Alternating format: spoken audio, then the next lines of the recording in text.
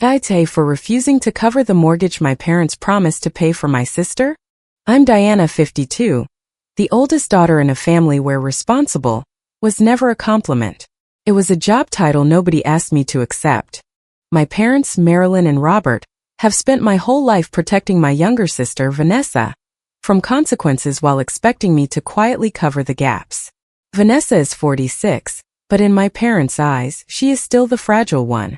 The one who can't handle stress. The one who needs grace. The one who makes mistakes because life is hard, while I apparently make choices because I'm cold. I was always the one who remembered due dates, brought extra containers to family dinners because my mother cooked like she expected a busload of people, and kept receipts because somehow every family favor turned into a blurry memory later. Vanessa's emergencies had a way of arriving in my bank account. A car repair here. A late utility bill there. A short-term loan for just until Friday. That became a family secret when Friday came and went. I paid for groceries once after Vanessa cried to my mother that she had nothing in the house. I covered an overdraft because my father said, "She's embarrassed enough already." I helped with a deposit she swore she would pay back over 3 months. That was 8 years ago.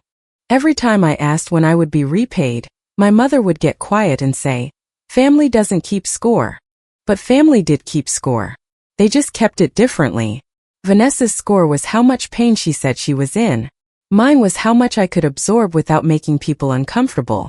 The house first appeared online like a magic trick. I was sitting at my kitchen table one Saturday morning, drinking coffee and deleting junk emails, when I opened social media and saw Vanessa standing in front of a white front door with a giant bow taped to it. She had one hand on the doorknob and the other pressed dramatically to her chest. The caption said, "New chapter.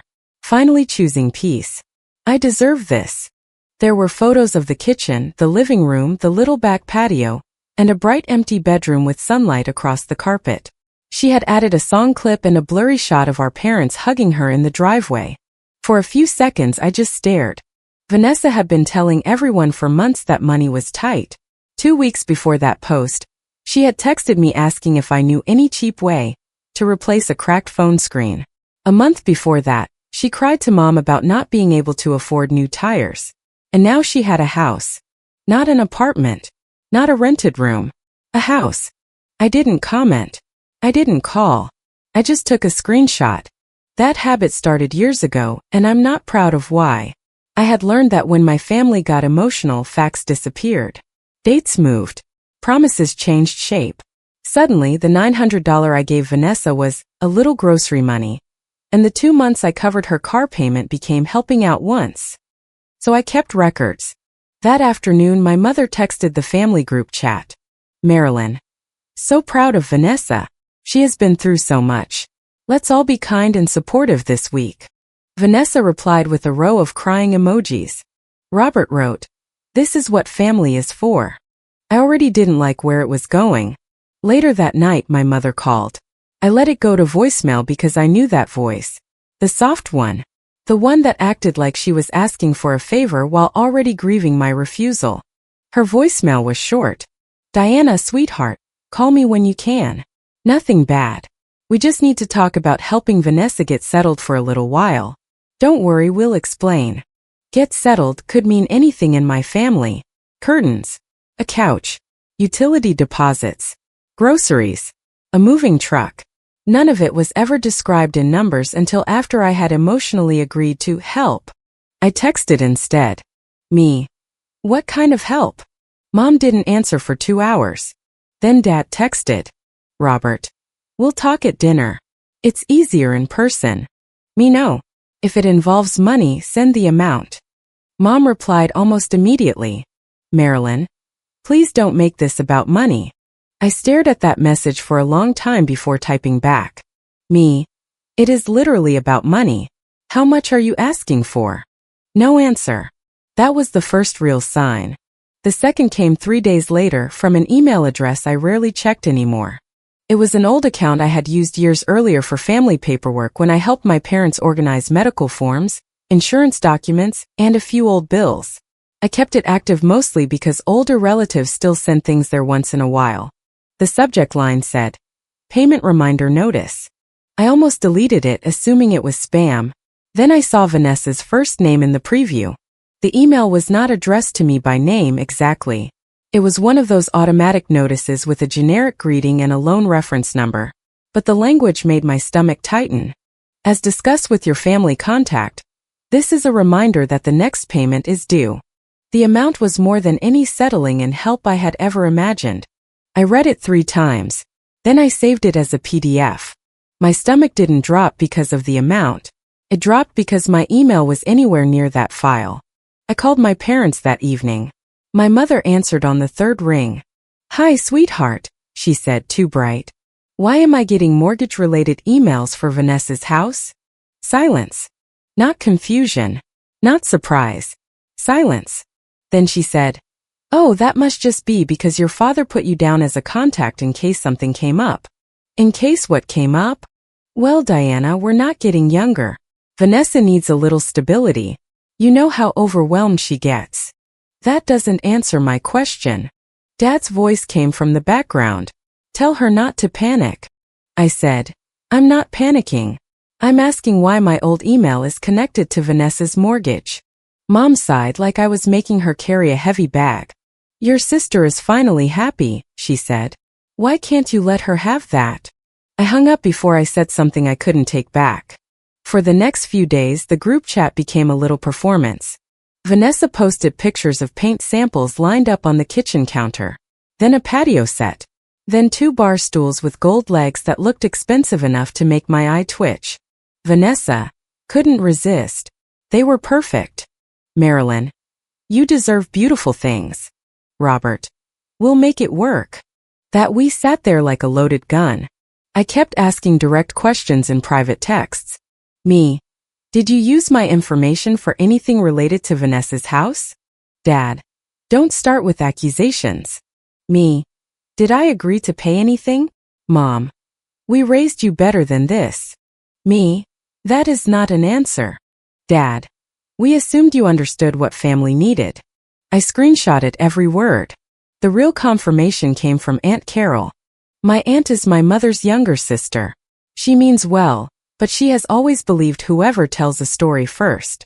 She called me on a Wednesday afternoon while I was folding laundry, and I answered because I thought maybe she was checking in about Mom. Instead, she said, "I just wanted to say, Diana, I know I've been hard on you in the past, but helping Vanessa like this is a beautiful thing." I stopped folding. Helping Vanessa like what? She paused. With the house. What did Mom tell you? Another pause, longer this time. Well, she said you were covering the first year so Vanessa could breathe. I thought that was very generous. I sat down slowly on the edge of my bed. She said I offered? Aunt Carol's voice changed. You didn't. No. Oh. That one tiny word told me she knew she had stepped into something ugly. I asked her exactly what she had been told. She got nervous and started backtracking, saying maybe she misunderstood. Maybe Marilyn only said I was going to help. Maybe it wasn't her place. I didn't argue. I didn't cry. I thanked her and wrote down the date and time of the call. Then I texted Vanessa. Me. What exactly did Mom and Dad tell you I agreed to pay? She didn't answer for 40 minutes. Then the typing bubbles appeared, disappeared, appeared again. Vanessa. Why are you acting surprised? Me. Answer the question.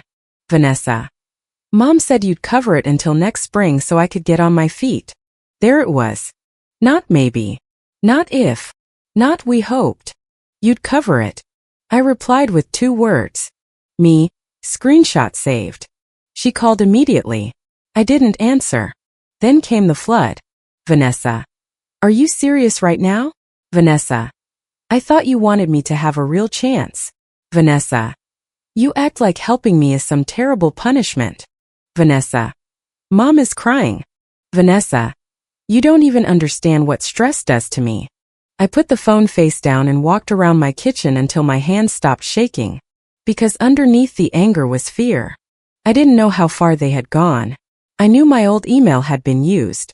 I knew a lender voicemail had come in that morning on my old phone line. The one I still kept for older accounts. The message was polite and vague. Hello. This message is regarding the family contact on file for Vanessa. We're We're calling to confirm whether Diana is still the preferred contact for questions related to the loan file. Please call us back at family contact, preferred contact, loan file. Those words were not the same as cosigner, but they were close enough to make my skin go cold. I pulled my credit reports that night.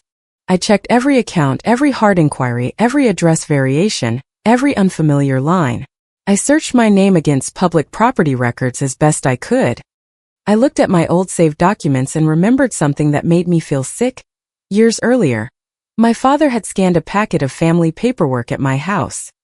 It included old authorization forms, insurance documents, and a blank signature page I had signed for something completely unrelated before realizing the rest of the form was missing. At the time, I had torn up the blank one and signed a proper copy. At least I thought I had. Now I wasn't sure what had been scanned, saved, or reused. I did not sleep much that night. The next morning, I called the lender from the number listed on their official website, not the email and not the voicemail. I waited through the menu, got transferred twice, and finally reached a woman who sounded like she had handled 1,000 tense family situations before breakfast. I gave only enough information to identify the issue and said, I need to know whether my name, signature, social security number, or financial information appears anywhere in this file. She couldn't tell me everything. I expected that. But after verifying what she could, she confirmed the important parts. I was not on the mortgage.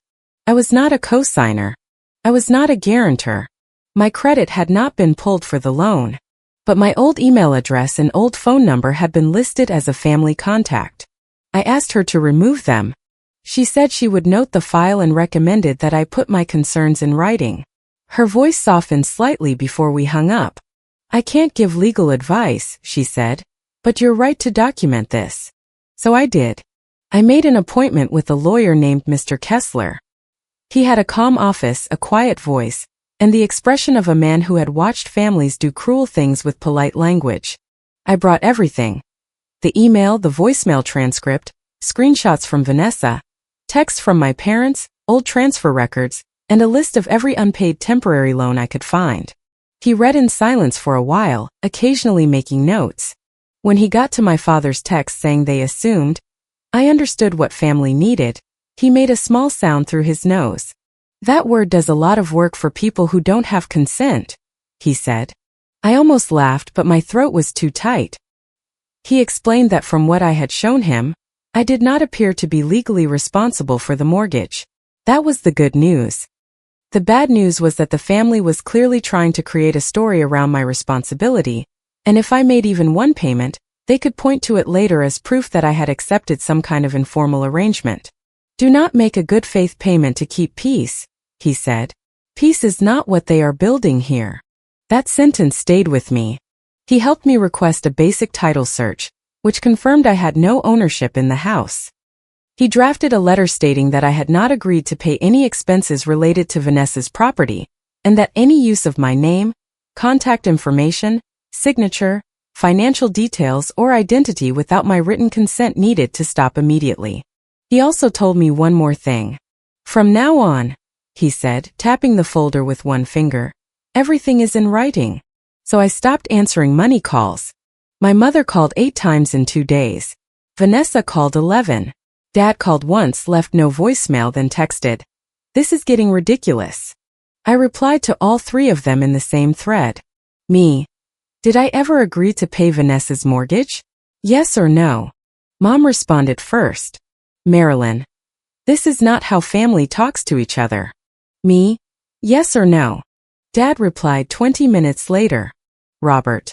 We assumed you would step up for the first year because you know Vanessa can't carry this alone yet. Me. So I did not agree. Dad. Nobody said you had to be dramatic about it. Me. So I did not agree. Mom. You've always been stronger than Vanessa. Me. So I did not agree. No one answered after that. A few days later, I stopped by my parents' house to drop off some old mail that had come to me by mistake. I wasn't planning to go inside, but Mom opened the door with red eyes and asked if I could please come in for just 5 minutes like a daughter. That was her favorite phrase when she wanted me to stop acting like a person with boundaries. I stepped inside but stayed near the entryway. Their tablet was on the kitchen table, screen still lit. I glanced at it without meaning to, then froze. It was a spreadsheet. I saw Vanessa's name, monthly expenses, mortgage, insurance, utilities, furniture, and next to the mortgage line, highlighted in yellow, were the words, Diana Mortgage Support 12 months. There were dates beside it, 12 rows, payment amounts, a note that said, after 1 year V should be stable / Elliot can contribute. Elliot, Vanessa's boyfriend. He had been around for a couple of years, but somehow he was never around when bills were discussed. He showed up for holidays, ate 2 plates, talked loudly, and vanished when anyone mentioned responsibility. I had never liked him, but I had assumed he was just another bad choice Vanessa would expect us to tolerate. Now his name was in the plan. My parents hadn't just bought Vanessa a house. They had helped set up a home for Vanessa and Elliot, with me as the silent first-year mortgage plan. Mom saw my face and grabbed the tablet. That's private, she said. I looked at her for a long moment. So was my money. She started crying. I left. By then, Vanessa's housewarming dinner had already been scheduled for that weekend. She had been posting about it all week. Vanessa, first dinner in my new home. Please bring good energy only. Mom texted me privately. Marilyn, please don't ruin this for your sister. Me, then do not put a bill in front of me at dinner. She didn't answer. That was how I knew they planned to do exactly that. Saturday afternoon, I sat at my kitchen table and built the folder. Not a speech. Evidence. I used tabs. Lender. Credit. Text. Old transfers. Legal. Under lender, I printed the email, the voicemail transcript, and my written request removing my contact information from the file. Under credit, I printed the summary showing no mortgage account and no hard inquiry tied to that loan. Under text, I printed Vanessa saying, Mom said you'd cover it until next spring, and Dad saying they assumed I would step up. Under old transfers, I listed years of payments I had made to Vanessa, with dates and amounts. Not to demand repayment at dinner. Just to destroy the lie that I had never helped. Under legal, I placed Mr. Kessler's letter. Then I put on a plain sweater, grabbed the bottle of wine I had already bought, and drove to my sister's new house. Vanessa opened the door like she was hosting a magazine shoot. The house smelled like candles, roasted chicken, and something sugary from a store bakery. The kitchen counters were spotless except for a cheese board nobody had touched yet. There were framed prints leaning against the wall, still with price stickers on the back. The patio set from her photos sat outside under string lights, even though it was too chilly for anyone to sit out there. Oh good, Vanessa said when she saw me. You came. Of course, I said. Her eyes dropped to the folder in my hand. What's that? Paperwork. Her smile twitched. Aunt Carol was already there, along with 2 cousins and a few relatives who seemed very interested in watching me interact with my family. My parents were in the kitchen. My mother arranging store-bought cookies on a plate-like presentation could fix the situation. Elliot was in the garage with Dad, talking loudly enough for everyone inside to hear. Once I move a few things in, he said, this garage will finally make sense. I've got shelves measured already. I turned my head toward Vanessa. She pretended not to hear. Dinner started with everyone admiring the house. The kitchen was perfect for hosting. The living room had such good light. Vanessa kept saying things like, I just needed a place where I could breathe. And Mom kept touching her shoulder like Vanessa had survived a war instead of signing paperwork she couldn't afford. I ate quietly. I watched. Dad was restless. He tapped his fork against his plate. Mom kept glancing at him. Vanessa barely looked at me unless someone complimented her house, and then she looked directly at me, as if I needed to understand how grateful I should be to participate. After dinner, Vanessa brought out the cookies and a small cake. Nobody had taken more than 2 bites when Dad reached into a folder beside his chair. My folder sat on my lap. His folder came out first. He pulled a mortgage statement from it and slid it across the table toward me. There it was. The trap, printed in black and white. Dad tapped the page with his fork. Diana can handle the first year, he said, like he was announcing who would bring napkins to Thanksgiving. After that, Vanessa should be on her feet. The room went still. Vanessa gave a small, relieved smile. My mother said softly, "Robert, not like that." But she didn't deny it. I looked at the statement, then at my father. "The first year of what?" I asked. Dad frowned. "Don't do that." "Do what?" "Make this awkward." Aunt Carol looked down at her plate. I said, "You put a mortgage statement in front of me at a dinner table. I'm asking what you mean." Mom leaned forward. "Please don't embarrass your sister in her own home." Vanessa's eyes filled instantly, as if tears had been waiting backstage. "I just wanted one peaceful night," she said. "Then why is my name in the conversation about your mortgage?" I asked. Dad exhaled hard. "Because you're stable. Vanessa isn't. It's only for the first year." I turned to him. "Did I agree to pay this mortgage? Yes or no?" He looked away. Mom said, "You know your sister isn't built like you." I almost smiled, but there was nothing funny about it. "Funny how that always means I pay and she recovers," I said. Vanessa's face hardened. "You act like helping me is some terrible punishment." "No," I said. "I act like being assigned a mortgage without consent is a problem." Elliot, who had been leaning in the doorway with a beer, muttered, "It's family helping family, not a courtroom." I looked at him. "You moving in?" Vanessa snapped, "That's not the point." "It's exactly the point." Mom raised her voice just enough to sound wounded instead of angry. "After everything we sacrificed, I never thought you would humiliate us like this." I let that sit for a second. Then Vanessa said the sentence that finally burned through the last soft place I had been protecting. "It's not like you have kids who need it more than I do." The room went so quiet I could hear the refrigerator hum. My cousin looked at the floor. Aunt Carol closed her eyes. My father rubbed his forehead like Vanessa had made a tactical error. I looked at my sister, and for one moment I saw the whole system clearly. Not just her entitlement. Not just my parents' manipulation. The way all of them had decided my life had extra space because it didn't look like hers. My money was spare because I wasn't using it for children. My time was spare because I didn't perform crisis the way she did. My peace was spare because I had learned not to cry on command. I put my folder on the table. Vanessa's expression changed. I opened it. "I didn't buy this house," I said. "I didn't ask for this house. I didn't sign for this house.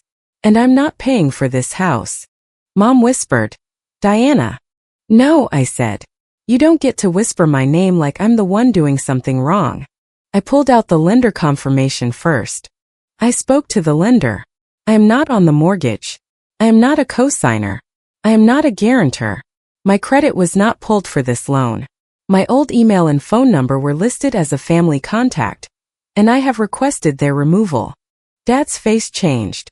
Just slightly, but I saw it. I pulled out the credit report summary. I checked my credit. I checked for hard inquiries. I requested a title search. I have no ownership in this property, which means I also have no obligation to pay for it. Vanessa started crying harder. "You went behind our backs?" she said. I looked at her. "You planned 12 months of my money behind mine." I pulled out her text.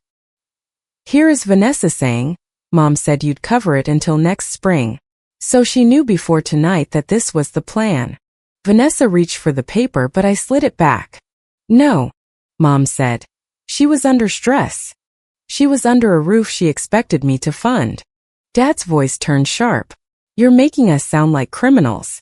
I'm making you sound like people who used my contact information, told relatives I had volunteered, and tried to corner me publicly into paying a bill I never agreed to." I pulled out his text next. "And here is Dad saying you assumed I would step up. Assumption is not consent." Elliot laughed once, but it came out thin. "This is insane," he said. "You brought a whole binder to a family dinner?" I turned to him. "Folder. And yes." Aunt Carol's voice shook from the other end of the table. "Marilyn, you told me she offered." Mom's face crumpled. "I said she was going to help." "That is not the same thing," Aunt Carol said. For the first time all night, my mother had no soft sentence ready. I took out the old transfer list and placed it in front of me, not passing it around. "This is not for debate tonight. This is for the next time anyone says I never helped Vanessa. I have helped for years. Car payments, overdrafts, deposits, groceries, utilities, emergency transfers. I have been quiet about most of it because I thought keeping her dignity mattered. Apparently, mine did not. Vanessa covered her face.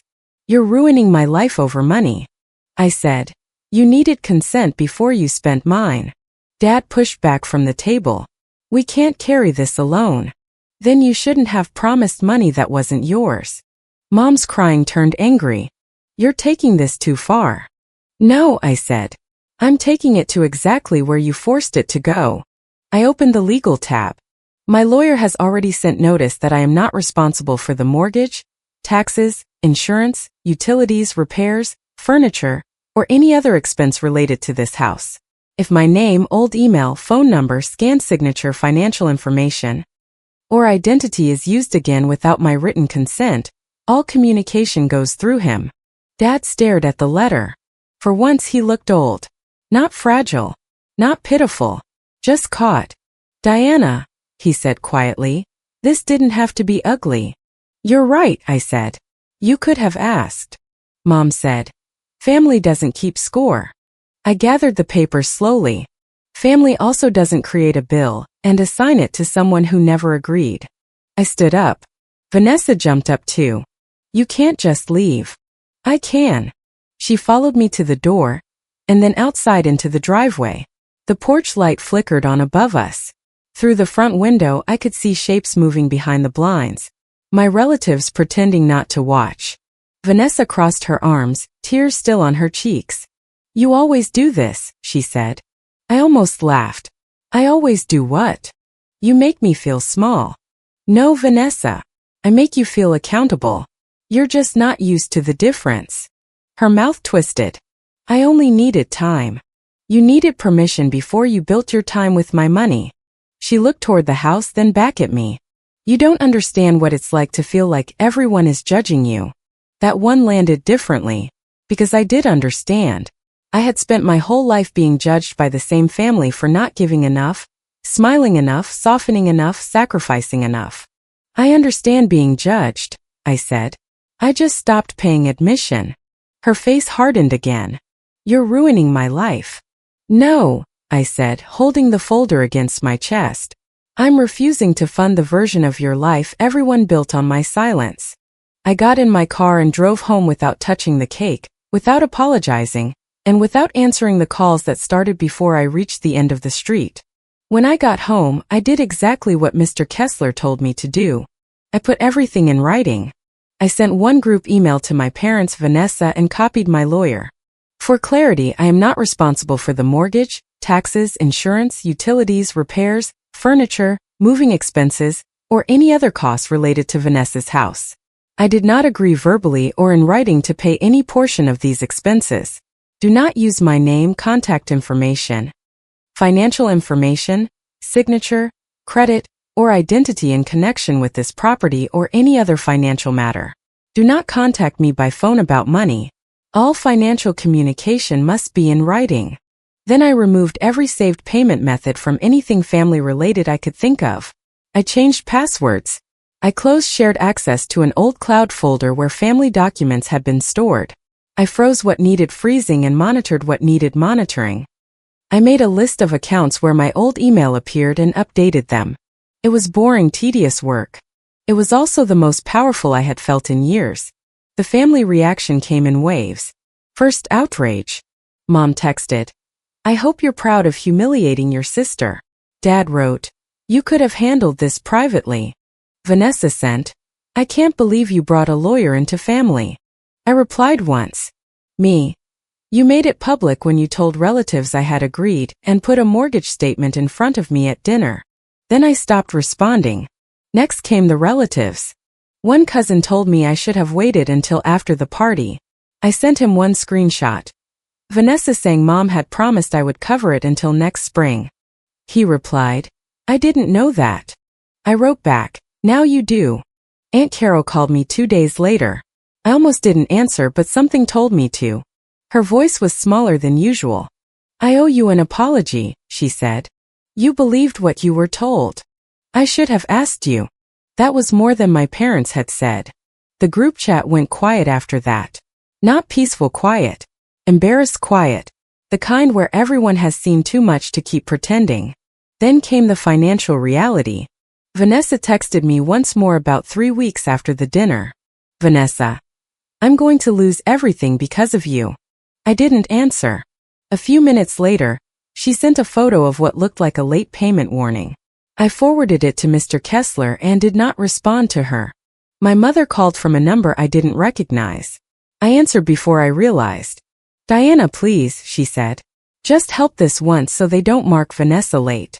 We can figure out the rest after. No. She can't handle this kind of stress. Then she shouldn't have taken on this kind of payment. You sound so cold. I sound clear.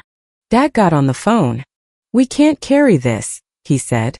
Then you need to talk to the lender about your options. We may have to refinance. Then refinance. We may have to sell. Then sell.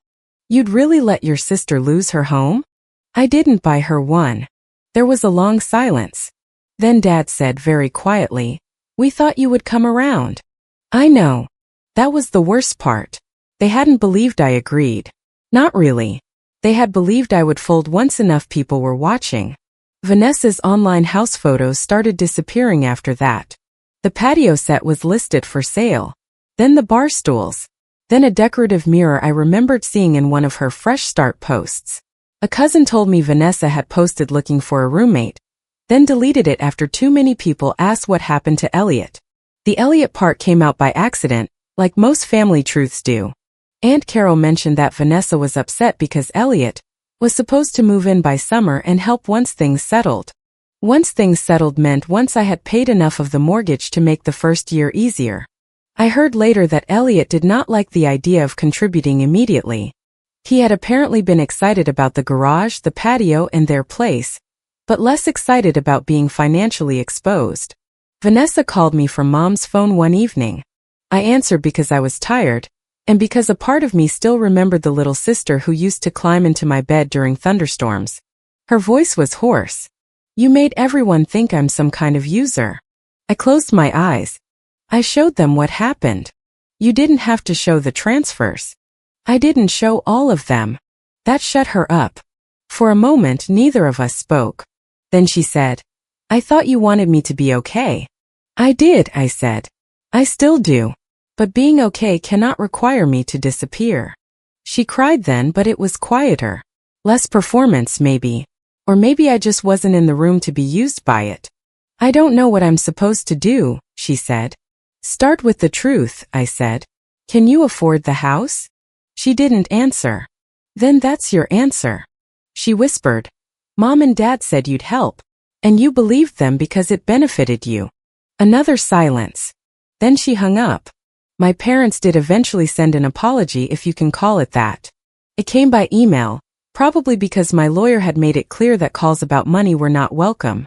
Mom wrote most of it. I could tell by the tone. We are sorry this became so painful. We should have communicated more clearly about our hopes for how the family would support Vanessa. We never meant to make you feel used. I read that sentence 3 times. Our hopes. Support. Feel used. Even in an apology, they tried to sand down the sharp edges. Dad added one line at the bottom. We should not have assumed. That was the only sentence I believed. I replied the next day. Thank you for acknowledging that. My boundary remains unchanged. No extra comfort. No offer. No maybe later. Just the boundary. The house did not magically vanish from their lives. That is not how consequences work. They had to meet with the lender. They had to look at numbers they had avoided. Vanessa had to admit she couldn't afford the place without help she never had permission to count on. Elliot did not move in on schedule. My parents stopped talking about fresh starts and started talking about refinance rates, roommate income, and whether selling quickly would be worse than carrying the payment. Some relatives still think I was too harsh. That used to bother me. I would lie awake replaying conversations, trying to find the exact sentence that would make everyone understand I was not cruel. But I have learned that some people call any boundary cruel when they benefited from you not having one. I still love my family. That is the part people don't understand. I didn't stop loving Vanessa when I refused to pay her mortgage. I didn't stop loving my parents when I copied my lawyer on that email. Love was never the part one was missing. Consent was. For years, responsible meant I absorbed the cost of other people's choices. It meant being praised in public and drained in private. It meant my stability was treated like a community resource, available whenever Vanessa needed a reset. Now, responsible means something else. It means checking my credit. It means keeping records.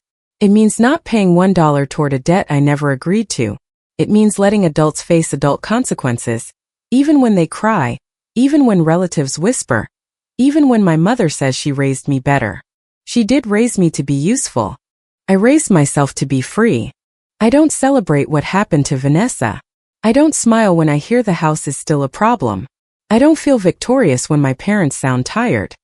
There is grief in realizing people you love were willing to gamble your name, your credit, and your peace because they trusted your guilt more than your permission. But grief is not a payment plan. I kept the folder.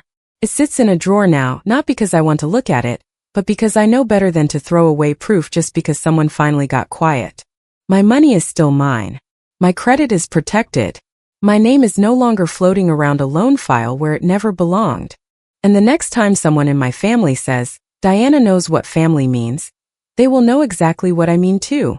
They said I abandoned my sister. But I didn't abandon anyone. I just stopped paying for choices I was never allowed to make. If you liked it, don't forget to leave a comment and support the channel by subscribing. See you in the upcoming stories.